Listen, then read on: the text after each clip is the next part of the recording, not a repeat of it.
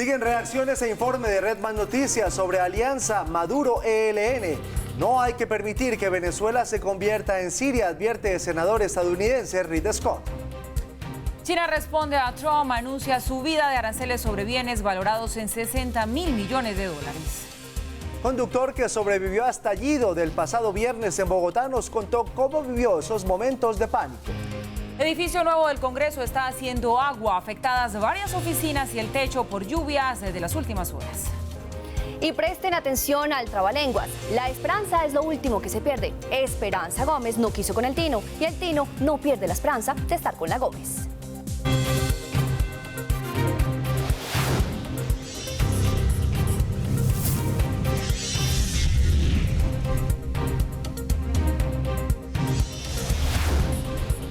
Aquí comienza Red Más Noticias. De nuevo les damos la bienvenida y empezamos esta noche hablando del gobierno nacional que se pronunció ante la polémica por el retiro de visas a varios magistrados. El canciller Carlos Holmes Trujillo dijo que Colombia respeta la soberanía de Estados Unidos para dar y retirar visas. Colombia fijó su posición ante la polémica que generó la determinación del gobierno de Estados Unidos, el cual habría retirado las visas a 3 magistrados, Antonio José Lizarazo y Diana Fajardo de la Corte Constitucional y Eider Patiño de la Corte Suprema. Mencionó que así como respeta a las altas cortes, también respeta las decisiones propias de cada país. Valora y practica el principio de cooperación armónica entre los poderes públicos. Asimismo, respeta la soberanía de los estados en materia migratoria y su competencia para otorgar y retirar visas. Dejó ver que se mantiene al margen de la decisión que suscitó tanto revuelo. Ante situaciones particulares de orden migratorio con los Estados Unidos de Norteamérica, que han sido ventiladas en los medios de comunicación, esperamos que éstas se resuelvan conforme a las normas y procedimientos de dicho Estado. Esto ocurre poco después de que la Embajada de los Estados Unidos emitiera un comunicado a propósito de la polémica, aunque sin mencionar directamente estos casos. Bajo la ley de Estados Unidos, los expedientes de visas son confidenciales, no comentamos sobre casos de visas individuales. El Departamento de Estado tiene amplia autoridad para revocar visas basándose en información que salga a la luz en cualquier momento. El día de hoy la magistrada Diana Fajardo se reunió con un cónsul de la Embajada Americana y ha trascendido que su visa y la del magistrado Lizarazo podrían ser restablecidas. Sin embargo, la embajada no ha confirmado ni desmentido esta posibilidad, pues aunque se buscó la respuesta del embajador, el diplomático prefirió limitarse a lo expuesto en el comunicado de su oficina. La historia de la cancelación de visas de los Estados Unidos a colombianos y ciudadanos de diferentes partes del mundo no es nueva. 1996, al entonces presidente de Colombia, Ernesto Samper, se le prohibió el ingreso a los Estados Unidos, igual que al expresidente boliviano Jaime Paz Zamora. Recientemente mucho se ha dicho sobre la discreción que el gobierno de los Estados Unidos tiene para cancelar visas de quienes consideren inadmisibles en su territorio. En Colombia, en 1996, el entonces vocero del Departamento de Estados Unidos, Nicholas Burns, notificó la decisión de cancelar la visa del entonces presidente Ernesto Samper Pizano. Hasta ahora, el funcionario de más alto rango colombiano al que se le impide visitar ese país. De acuerdo con Burns, existía información que les dejaba pensar que el presidente había aceptado conscientemente el ingreso de dinero del narcotráfico en su campaña, en lo que se conoció como el proceso 8000. Fuera la visa sí hay salvación y que cuando uno tiene que hacer valer la dignidad por encima de sus consideraciones, de sus intereses personales, vale la pena hacerlo. El mismo año, un funcionario de Estado de la Casa Blanca sorprendió al expresidente de Bolivia, Jaime Paz Zamora, al anunciar que se le impedía su ingreso a territorio norteamericano, pues tenían suficiente información sobre su supuesta vinculación con el narcotráfico. No solamente se quiere dañar a nuestro país a través de mi persona, sino dañar a mi partido. Hace poco, en marzo, Mike Pompeo, secretario de Estado, informó la cancelación de visa de todos los funcionarios de la Corte Penal Internacional. El anuncio se hizo luego de que la fiscal de la Corte, Fatou Bensouda, solicitara a la Sala Tercera de Cuestiones Preliminares autorización de investigación al ejército de Afganistán, el de Talibán y agentes de inteligencia de Estados Unidos que hubieran incurrido en crímenes de guerra y crímenes de lesa humanidad. Pues la polémica sigue, Mauricio, y lo cierto es que del fin de semana hoy estamos igual en varios temas que habíamos discutido justamente aquí el viernes. Uno de ellos, bueno, pues que es potestad del gobierno de Estados Unidos decir a quién le da la visa, incluso a quién se la retira. Lo ratificó el gobierno de Estados Unidos en el comunicado que hizo público por parte de la embajada ayer en la noche. Que es una coincidencia muy grande, pues que esto suceda justamente cuando las cortes discuten temas que son importantes para Estados Unidos y que por eso pues es difícil no pensar que hay un deseo de presionar, pues también eso está chuleado, eso ya se ha analizado. Lo nuevo aquí es la respuesta del gobierno, la conocimos en la voz oficial del canciller y pues muchos dicen que esta es una respuesta tibia y que el gobierno debió apoyar el Poder Judicial. A ver, Paula, vamos por partes. Como usted bien dice, hay cosas muy parecidas a las que habíamos analizado el día viernes. Y casi que lo que uno esperaba hasta el día de hoy no era que el pronunciamiento del gobierno de Estados Unidos y el pronunciamiento del gobierno de Colombia mostraran cosas muy nuevas, porque el tablero está más o menos servido, sino qué clase de explicaciones omitían, no tanto lo que dicen, sino lo que omiten. Y en ambos casos, lo que omiten los dos gobiernos es muy importante. Recuerden ustedes, número uno, lo recordaba la nota, lo recordaba Paula, es potestad de Estados Unidos el decidir a quién le da visa y a quién no, lo decía el mismo gobierno de Estados Unidos en su informe. Número dos, es parte de la labor del embajador de cualquier país establecer contactos, estar discutiendo con unos y con otros, como sucedió en el pasado con funcionarios del gobierno colombiano invitados por parte de Estados Unidos, no necesariamente directamente al Poder Judicial. Se supone que la relación es ejecutivo con ejecutivo y no tanto invitando a miembros de la Corte Constitucional, como ha sucedido en el pasado, a un almuerzo que finalmente nunca se dio, de manera que ahí también hay una serie de presiones. Número tres, como lo decía la analista Laura Gil el día de hoy, ha habido muchísimos casos, entre ellos los que ilustramos en una de nuestras notas, en los cuales Estados Unidos retira visas como una actitud de reproche o de castigo a quien ha cometido un delito o a quien está incurso en una violación a la ley, etcétera, etcétera. No es muy usual el que utilice ese mecanismo de las visas para terminar presionando una decisión a favor, en este caso alrededor de las objeciones de la JEP en la Corte Constitucional o alrededor de la extradición en la Corte Suprema de Justicia. Todo eso está puesto sobre la mesa. En ese contexto, Estados Unidos dice, nosotros nos reservamos el derecho de darle visa a quien sea, los expedientes son secretos y chao, más o menos así de sencillo. No agrega mucho más acerca de cuáles son los temas que están sobre la mesa ni nada parecido. Y la reacción del gobierno de Colombia, que todo el mundo esperaba que fuera más enérgica, termina diciendo: respetamos la independencia de poderes, es decir, allá el judicial, allá el Congreso y aquí nosotros el Ejecutivo. Número dos, respetamos la cooperación entre poderes. Número tres, respetamos que Estados Unidos de manera soberana le dé visa a quien sea y que tenga sus propios procedimientos. Número cuatro, esperamos que esto se resuelva de la mejor manera posible de acuerdo con las normas de Estados Unidos. Nunca un gesto de solidaridad con la justicia colombiana, nunca un reclamo por la posible injerencia en tratar de establecer contacto con personas distintas al Ejecutivo para discutir o plantear unos temas de la agenda de Estados Unidos, nunca nada parecido. Obviamente la explicación más razonable de todo esto es el gobierno de Colombia no quiere pelear con el de Estados Unidos, la más razonable, no necesariamente la mejor explicación. Y además de eso, le sirve al gobierno de Iván Duque que haya de por medio este tipo de insinuaciones o sugerencias a la justicia. ¿Por qué? Porque busca justamente que se le terminen aprobando sus objeciones a la JEP. Dicho lo anterior, queda una pregunta en el aire. ¿Qué le sirve más al país? Que el gobierno de turno deje que pasen este tipo de cosas con un poder como el de Estados Unidos para tratar de buscar unos objetivos alrededor de extradición y de la JEP, o que el gobierno de turno defienda la soberanía del país frente a este tipo de actitudes de un gobierno extranjero. Ahí quedan sobre la balanza, en cada plato de la balanza, una de estas dos opciones. Seguramente más de la mitad del país estará diciendo que el gobierno fue tibio, el gobierno encontrará sus justificaciones al respecto. Por cierto, Mauricio, hace un par de horas empezó a crecer el rumor de que la magistrada Diana Fajardo ya le restablecieron su visa, ya estuvo reunida en horas de la mañana con altos funcionarios de la embajada. Esto no se ha confirmado, mañana habrá una rueda de prensa de los magistrados y sabremos en qué están las cosas. A las entonces. 7:30 de la mañana será, Paula, muy temprano. Ella se ha cuidado de no decirle nada a los medios, le hemos buscado insistentemente para saber si es cierto, si no es cierto. No ha hablado con nadie, pero mañana, 7:30 de la mañana, citó rueda de prensa para contar si sí o si no. Y la lupa de todos los medios alrededor de quién queda con visa y quién no, para después ver la votación. Es una desgracia. Correcto. El que vote para un lado fue un lagarto y un lambón en busca de la visa. El que vote para el otro, es que como se la quitaron. Por donde lo mire, quedan expuestos al escrutinio pues, de toda la opinión pública.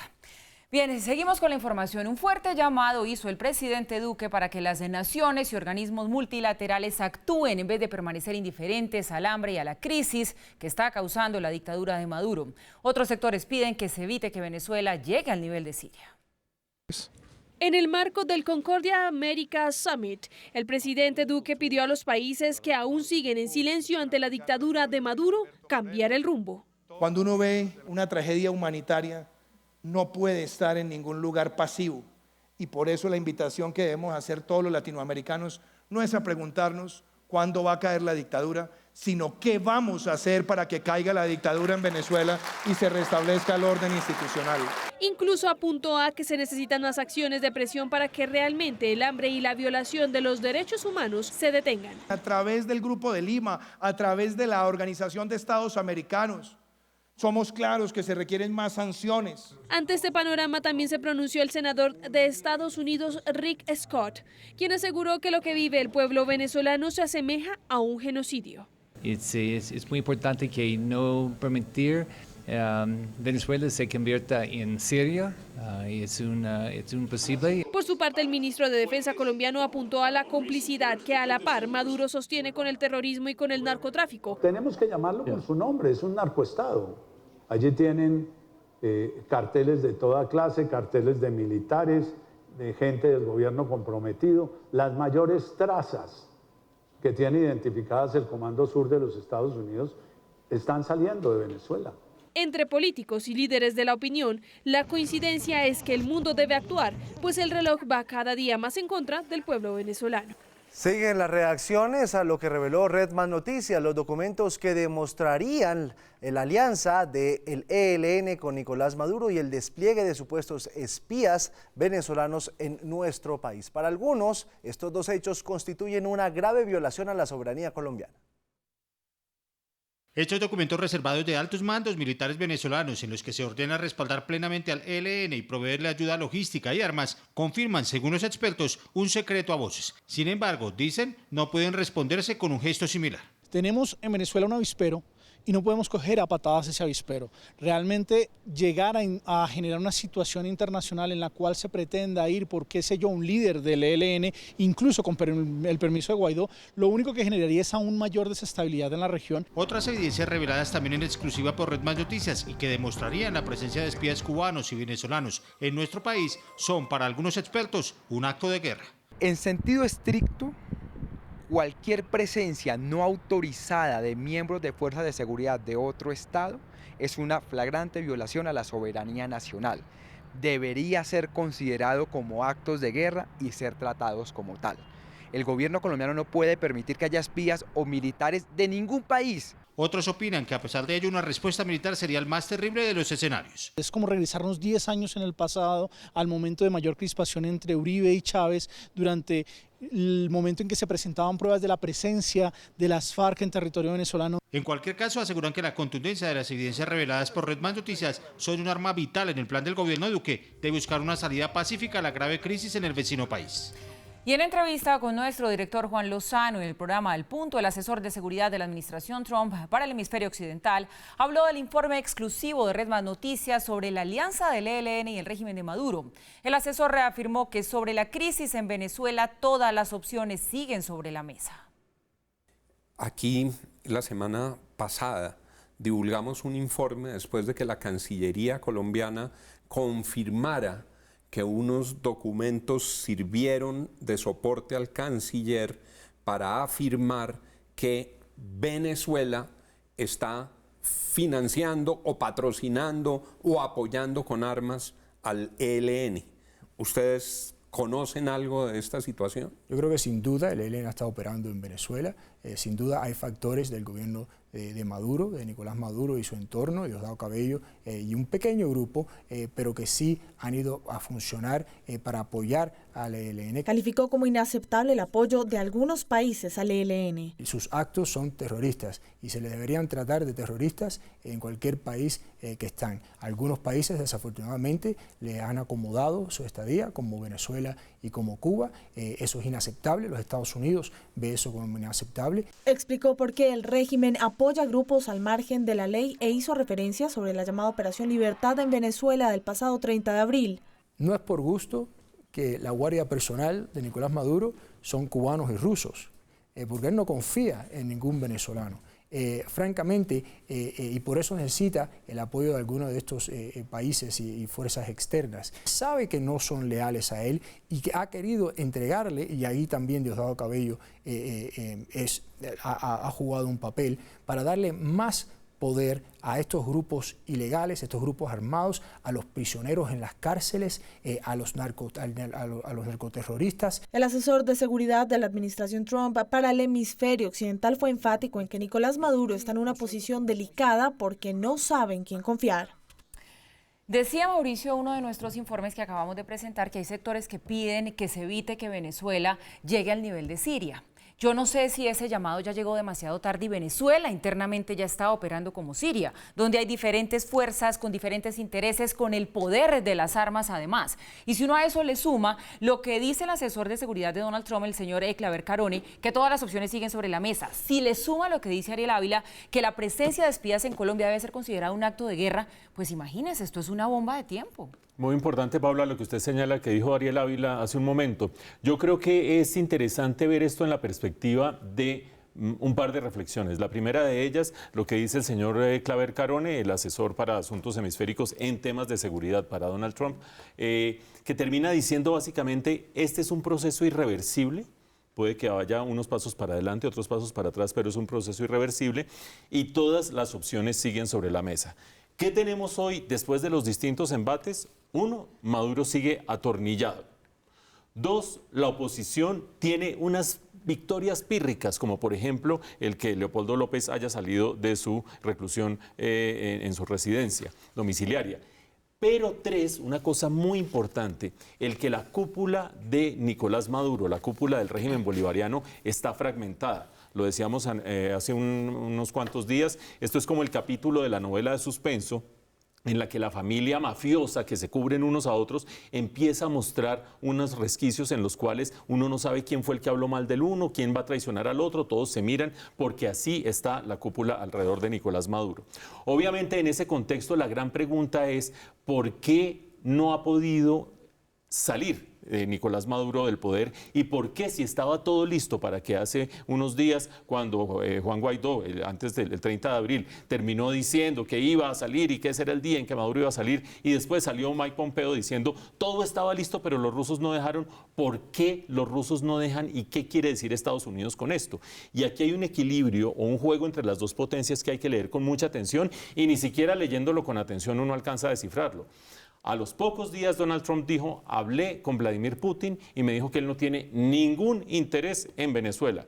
Número 2, hace apenas unas horas el embajador de Rusia ante Naciones Unidas dijo, si Estados Unidos llega a meterse en Venezuela, esto sería un gran elemento de perturbación para la región y un gran elemento de perturbación para la seguridad internacional y no nos quedaríamos quietos. Eso ya lo ha dicho Rusia muchas veces. Número 3, ¿qué busca Rusia con ese tire y afloje y cómo puede reaccionar Donald Trump? Ahí esto sí es puro chisme para que ustedes lo consulten y lo busquen. En el Moscow Times, no es que yo me la pase leyendo el Moscow Times, sino que ha trascendido a la esfera internacional, un columnista que se llama Vladimir Forov lanzó la siguiente hipótesis que me parece razonable. Putin estaría dispuesto a abandonar a Nicolás Maduro y dejar que Venezuela quedara un poco en un proceso de evolución en el momento en que Estados Unidos se alejara de Ucrania y dejara que Rusia tuviera su área de protección. No es que a mí me guste que los rusos sigan teniendo este control sobre Ucrania, no es que a mí me guste una intervención de Estados Unidos sobre Venezuela, pero tiene muchísimo sentido que habría una transacción entre las dos potencias para tratar de que el uno le deja al otro un área de seguridad y de influencia y el otro hace lo propio con el uno. Vamos a ver si las cosas evolucionan por allí, pero cada vez que Donald Trump habla de Rusia, yo quedo más confundido que el día anterior, y esto desde la campaña electoral. Como si leyeran ruso, más o menos. Como si leyeran ruso. Oiga, Mauricio, ¿sabe qué le cuento? Hoy en una rueda de prensa de Delcy Rodríguez, la vicepresidenta de Venezuela, apareció Vladimir Padrino firme. En todos los eventos del régimen venezolano sale Vladimir Padrino firme, acompañándolo. ¿Por qué será? ¿Y eso será un buen indicio o un mal indicio? Para él como malo. Acuérdense las novelas de suspenso, que el que aparece al lado es el que de pronto termina. Correcto.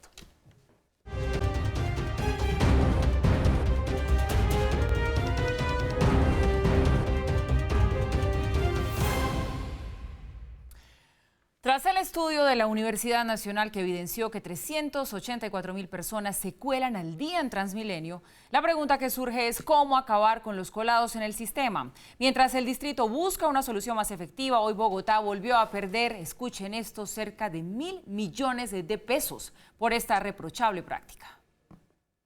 Estación de la calle 72 con Caracas, 4 de la tarde. No hay que esperar mucho tiempo para ser testigos de una verdadera ola de colados.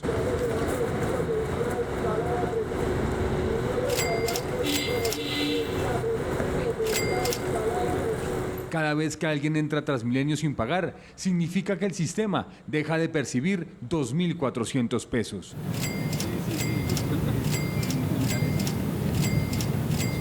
No solo los universitarios lo hacen. ¿Por qué se cuela? ¿Por qué se cuela? ¿Por qué le roba el sistema de la ciudad? Para colarse, no importa ni el género ni la edad. La señora, ¿por qué se está colando? ¿Por qué no está pagando? Pague usted porque hace? no tengo plata. ¿No tiene plata? ¿Qué tal? No me ponga eso. ¿Por qué lo hace entonces? ¿No le da vergüenza hacerlo? A mí no ¿No le da vergüenza hacerlo? Una mierda. Una mierda.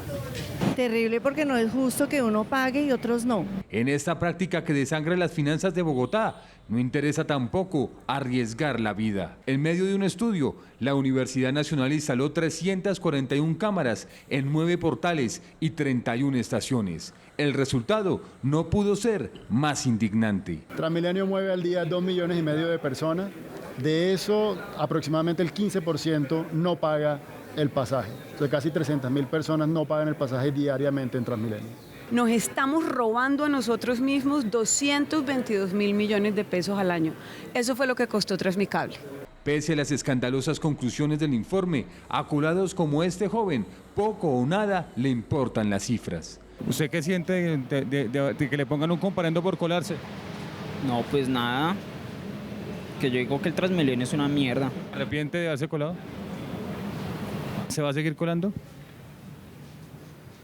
Si no tengo para el pasaje. Tristemente es una realidad, ya no hay control, es la anarquía total. Pese a que anualmente el distrito se gasta más de 60.000 millones de pesos en campañas antievasión, se contempla un nuevo plan para evitar que el problema crezca. Dicho de una manera muy concreta, primero fiscalizando más, o sea, con mayor presencia de autoridad, de policía, de comparendos de sanciones. Segundo, adecuando la infraestructura para que existan BCAs, barreras perimetrales. Red Más Noticias seguirá toda la semana poniéndole la lupa a este tema. Usted puede participar enviando sus ideas para disminuir este fenómeno en Transmilenio a través del hashtag Un colado se merece. ¿Qué hacer con los colados? Esa es la pregunta del millón y la verdad es que duele mucho ver la respuesta de la gente de no me importa y si puedo lo voy a volver a hacer. Creo que eso es lo más triste. Mire, este estudio de la Universidad Nacional, entre todas las cifras que arroja, por ejemplo, muestra que en la estación del Socorro, que es en el sur de Bogotá, más de la mitad de los pasajeros se cuelan. 57% de la gente que viaja ahí no ha pagado el pasaje. ¿Y sabe cuándo se cuelan más la gente? El día domingo y el día festivo. No es entre semana. Pero entonces, venga, la pregunta es, ¿esto se soluciona con zanahoria o con garrote? Porque hay un experto australiano que estuvo hablando del tema, el señor Daniel Zuckman, en los últimos días, y él dice, aquí lo que hay que hacer es cultivar el sentido de pertenencia. Obviamente, esa vía yo creo que la que todos quisiéramos, pero todo lo que sea pedagogía se toma más tiempo. O la otra es garrote, los perros furiosos en los torniquetes, poner multas, poner más barreras físicas para que la gente no se pueda meter por donde quiere. Una buena noticia en medio de tantas malas noticias y de un panorama tan desolador. De ese 15% de pasajeros de Transmilenio que se terminan colando, 10 puntos, las 2/3 partes, lo hacen por el torniquete. O sea, mostramos las imágenes más abrumadoras, que son los que saltan, mandan con el coche, suben, botan por encima. Esa es la tercera parte de los colados. 2/3 partes de los colados se pasan por el torniquete porque es fácil pasarse por el torniquete.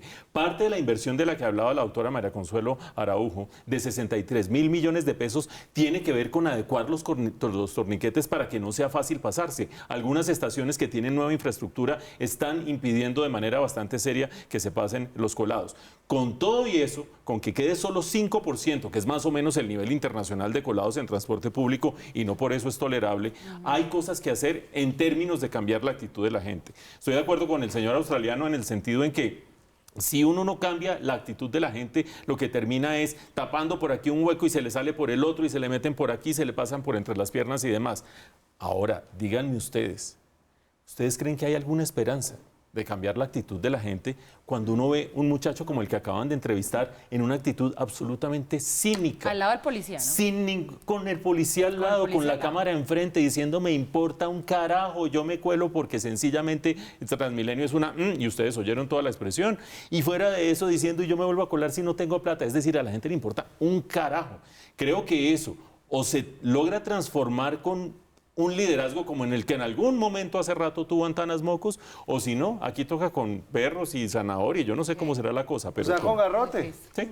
Oye, y esa infraestructura que puso la Universidad Nacional, tantas cámaras deberían servir también para esto, para identificarlos, para ponerlos en el pabellón, para que la gente conozca sus identidades, para que haya algún tipo de sanción, por lo menos social, si no hay una sanción jurídica. Creo yo, Giovanni, que a estas alturas, a diferencia de otros crímenes, de otros delitos o otras infracciones, el problema no es identificar a las personas, que las vemos todos los días. O sea, es que ¿cuánto? 385.000 al día. Señoras y señores de otras ciudades del país, ahí caben varias ciudades del país en los colados de Transmilenio. No es tanto identificarlos, sino la absoluta impunidad con que se pasan todos este tipo de... Es verdad, como no pasa nada, yo lo sigo haciendo porque es que no me pasa nada. Qué horror.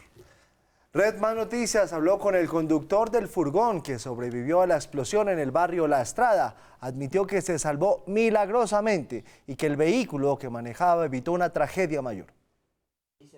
Carlos Arturo Vaca, un bogotano de 43 años, acababa de entregar un pedido de pollo fresco en el barrio Villaluz y transitaba de sur a norte por la avenida Rojas con calle 70 con rumbo a Suba. Pero a las 12:42 del viernes pasado, la vida de este conductor cambió para siempre. Yo creí que ha cometido alguna imprudencia, que me ha metido en contravía, algo así, y otro carro me ha arrollado. Ya cuando reacciono es que el carro ya está volteado, ya apenas veo los pies de la gente.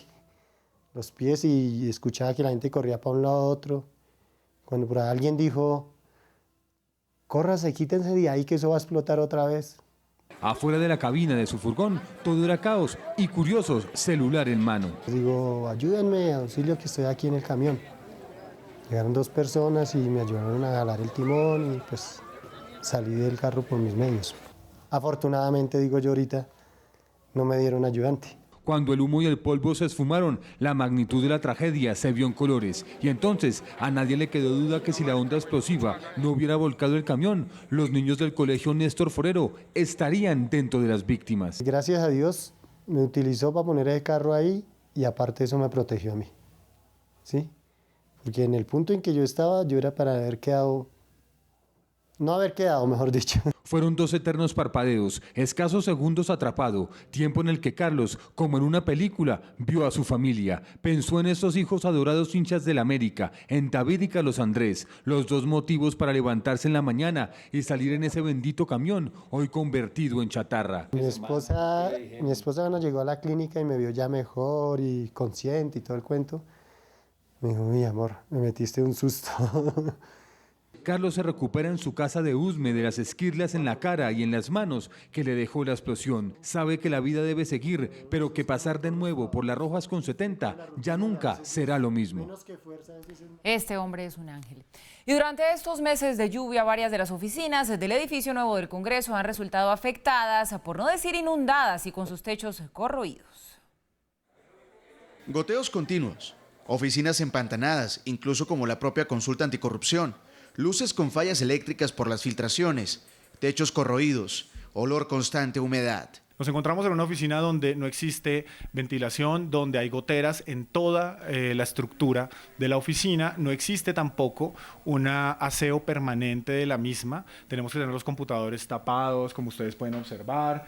Tenemos una situación bastante empantanada aquí. Según la Dirección Administrativa de Cámara, el contratista ha cometido errores que han afectado a representantes, senadores y varias comisiones en la Cámara. Sin embargo, el contrato fue realizado por la Dirección General Administrativa del Senado. Es un edificio, vale la pena aclarar, tiene 40 años. Estamos implementando unas sobrecubiertas para minimizar las incomodidades que le causemos a los congresistas. Desde hace 11 años no se había logrado adelantar las obras de impermeabilización. Incluso una fuente le dijo a Redman Noticias que esa intervención se tenía que haber hecho por la Cámara de Representantes. 4.800 metros cuadrados que vamos a intervenir, de los cuales tenemos unos 2.500 intervenidos y pues esperamos implementar una cubierta en el resto de una sobrecubierta en el resto de la terraza que nos permita hacer la intervención más rápido. Hubo dos oferentes y al final ganó el contratista Puccini Terán Limitada por un monto superior a 1.460 millones de pesos. Desafortunadamente enero, febrero y marzo este año han sido atípicos, ha habido lloviznas y pues nos ha retrasado un poco el cronograma, pero pues seguimos avanzando y trabajando, se está trabajando los fines de semana, se está trabajando las noches y pues la idea es sacar el proyecto adelante cuanto antes. Pero el contratista no cumplió lo establecido de entregar la obra el 30 de marzo y se permite una adición de tiempo y presupuesto por 175.567.271 pesos. Es decir, la obra costará al 30 de junio más de 1.639 millones de pesos. El contratista ha estado dispuesto y ha asumido la reparación de las oficinas que se han afectado y pues la idea es, una vez terminado la intervención del proyecto, hacer un barrido por todas las oficinas. Lo cierto es que llueve sobre mojado en los pasillos, oficinas y despachos de varios congresistas que ni pueden recibir o mantener reuniones por este deterioro permanente. Incluso 15 oficinas han sido intervenidas.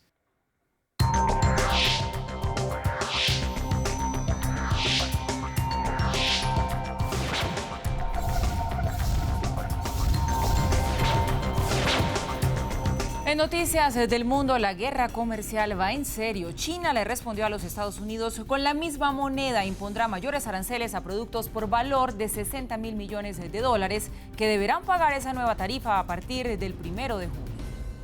China aumentó aranceles a más de 2.400 productos de origen estadounidense como respuesta a Donald Trump. También piensa en dejar de comprar otros tantos. Está en juego algo más que la economía. Más que una guerra comercial estamos viendo es una guerra geopolítica que tiene obviamente un efecto en las economías mundiales muy importante. Esta decisión aumenta la tensión entre ambos países por una disputa en la que, según los analistas, no habrá ningún ganador. Esta guerra comercial lo que va a generar es una gran fluctuación en las monedas internacionales e igualmente como una especie de zozobra en los mercados financieros. Si la economía mundial se desacelera a raíz de esta guerra comercial, esto podría por supuesto impactar especialmente el crecimiento de Colombia vía el canal de las exportaciones. Los expertos dicen que por esa razón las bolsas del mundo cayeron lideradas por Wall Street y el dólar se fortaleció. Desvalorización de activos, incluyendo los activos de las monedas emergentes. Sostienen que Estados Unidos sentirá otros efectos negativos por la desconfianza que se crea entre los inversionistas y los propios consumidores.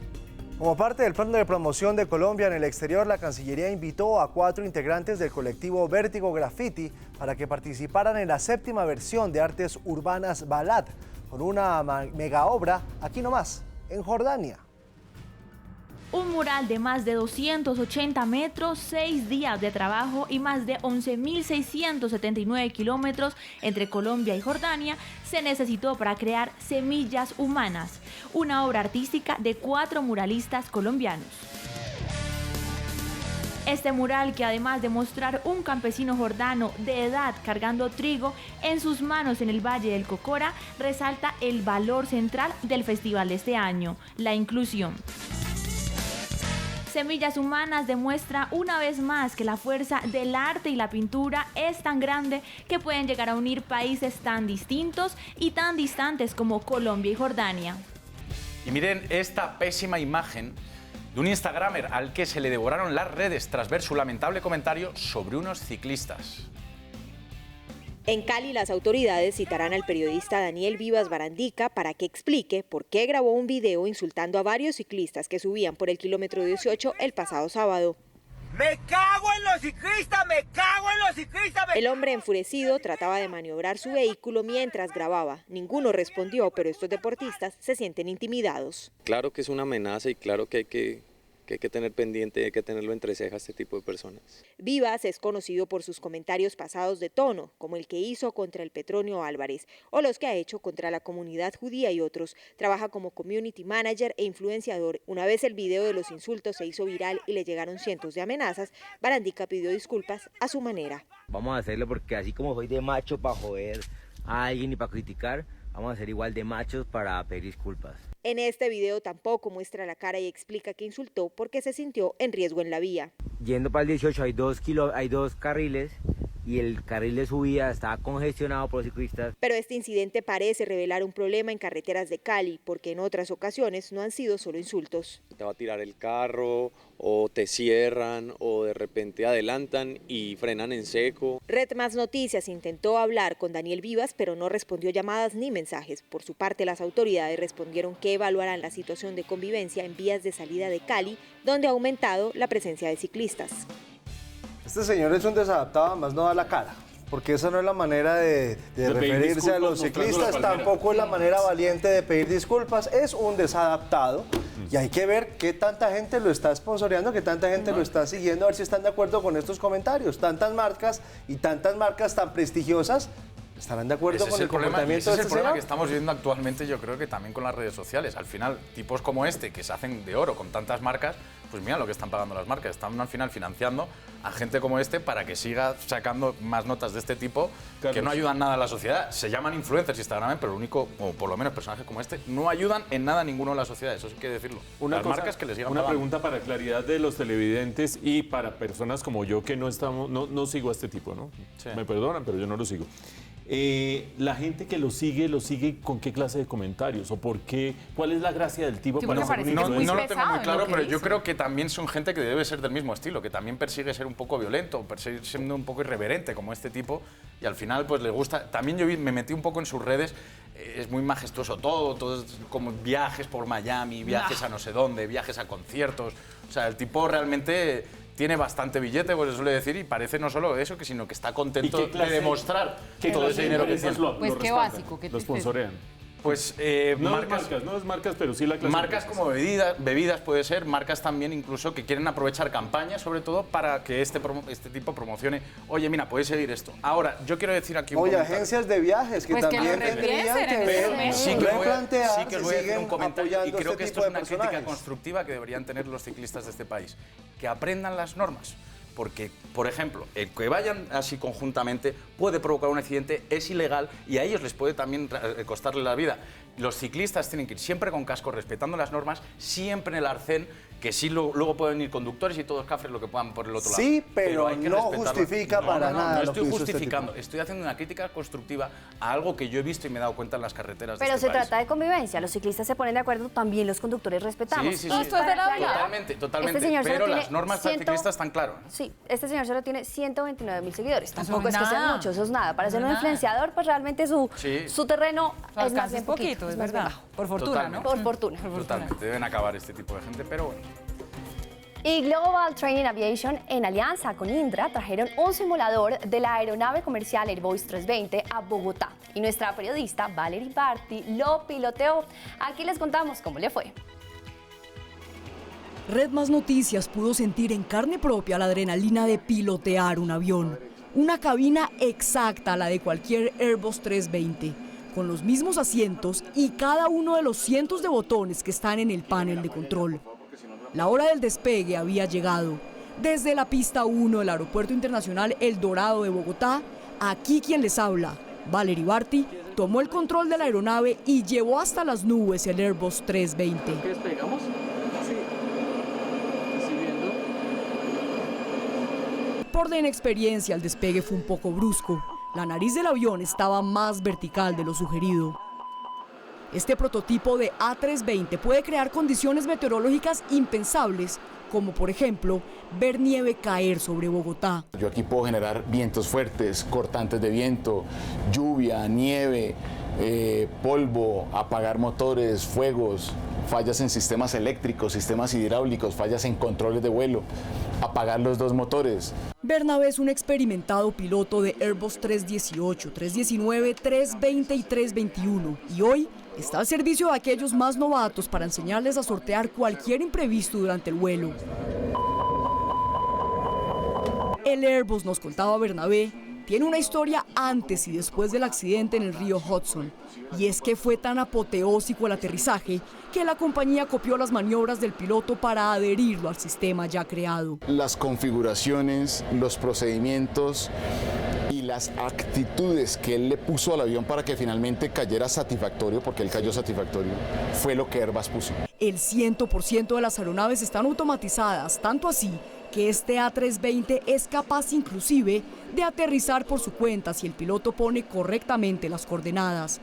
El piloto, en otras palabras, se convierte en administrador del sistema. Si a mí como piloto se me olvida bajar el tren, si yo no configuro de la forma correcta, si no pongo todo como debe ser para que el avión aterrice, todo eso me lo empieza a decir. Hey, el tren, oye, los flaps. Pero aunque se puede decir que los aviones vuelan por su cuenta, hay situaciones que ni el sistema ni el piloto pueden evitar. Bueno, llevamos sobrevolando Bogotá en este simulador de A320 aproximadamente 20 minutos y hace 10 minutos estamos solo volando con un motor. En este momento se acaba de producir un incendio eléctrico en la cabina, se puede ver el humo y vamos a ver si nuestro piloto instructor logra aterrizar satisfactoriamente. Luego de sobrevolar por casi una hora la ciudad de Bogotá, el piloto nos regresó a tierra firme, sanos y salvos. La alianza comercial entre Indra y GTA sigue creciendo y ya tienen adecuada una plataforma para instalar un nuevo simulador que aún no saben de qué tipo de avión será, pues eso se los dictará la demanda de las aerolíneas comerciales. ¡Qué experiencia! Y ahora sí, vamos a desenredar el siguiente trabalenguas. La esperanza es lo último que se pierde. ¿Cómo es la cosa? Esperanza Gómez no quiso con el Tino. El Tino no pierde la esperanza de estar con la Gómez. Presten mucha atención, que no es para eso. Esperanza Gómez, la famosa actriz de cine para adultos, estuvo en entrevista con el influencer Alejandro Riaño durante el programa The One Piece Live Show. Esperanza reveló varios secretos, pero uno de ellos nos sorprendió, pues cuando One Piece le preguntó por el Tino Asprilla, ella confesó lo siguiente. Asprilla me quiso comer, pero nunca se lo quise dar. Uy, qué boleteada tan horrible. Después de su primera experiencia sexual, la actriz aseguró que ella sería la que escogería el hombre con el que iba a compartir su intimidad, tanto así que ni siquiera quiso estar con Nacho Vidal. Yo siempre voy a ser la que elige a quién se come, y esa ha sido mi filosofía. Mi marido nunca me escogió a mí, yo se lo pedí a mi marido. Ante esto, el Tino Asprilla respondió a través de Twitter con una gran oferta. Esta vez no la invitó a su casa como lo hizo con la excongresista Aida Merlano. Por el contrario, le ofreció su finca. Si le van a dar casa por cárcel, les ofrezco la mía. Esperanza, recuerda que tú eres lo último que se pierde. Ja, ja, ja. Cuando quieras, pásate por mi finca, que no es pa' eso. Ahora el trino del Tina se volvió viral. Otra genialidad más de Asprilla. ¿Será que esta vez sí hará gol? Centrar Gillespie, gol. Gol del Newcastle. Ha marcado Asprilla el segundo gol para el Newcastle.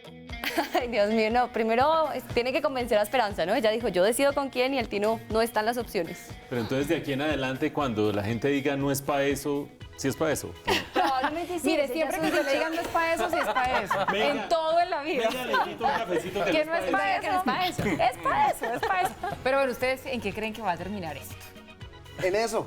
¿En eso? ¿Usted cree que en eso? ¿Usted, Carlos, en eso? ¿Cree que termina en eso? No, yo no sé qué decir, pero sí que no, él no ha respondido desde la emisión anterior con la pregunta del Tino. No va a tener hueco de tantos invitados que van a pasar por ahí, la verdad. Sí, Dios pero bueno, ese es el Tino que siempre hemos conocido, irreverente, que dice lo que piensa, lo que quiere decir, lo vota en redes sociales y nos hace pasar por cuenta de eso unos muy buenos ratos. Llegamos así al final de esta emisión. Recuerden, mañana desde las 6 de la mañana toda la información y las noticias con Darío Arizmendi, Juan Lozano y todo el equipo que hace parte de esta alianza informativa de Caracol Radio y Red Más Noticias.